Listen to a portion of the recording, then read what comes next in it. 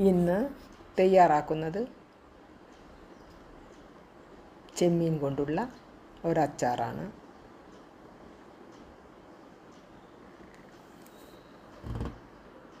ഒരു ഉരുളിയിൽ എള്ളെണ്ണ ഒഴിച്ചതിന് ശേഷം കുറച്ച് വറ്റൽമുളക്, ഉലുവ, കടുക് എല്ലാം കൂടി വറുത്തെടുക്കാം. അതിലേക്ക് തന്നെ പൊളിച്ച് വെച്ചിരിക്കുന്ന ചെമ്മീൻ തുടരെ ഇളക്കി കൊടുക്കാം. വേവിച്ചെടുത്ത ചെമ്മീനാണ്.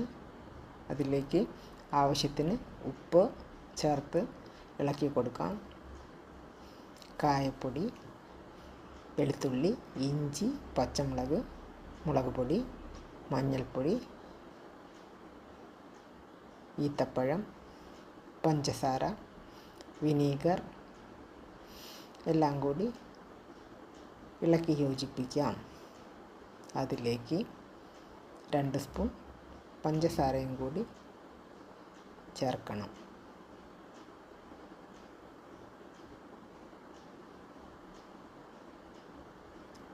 കടുക് പരിപ്പ് ചേർത്ത് നല്ലവണ്ണം ഇളക്കി യോജിപ്പിക്കാം.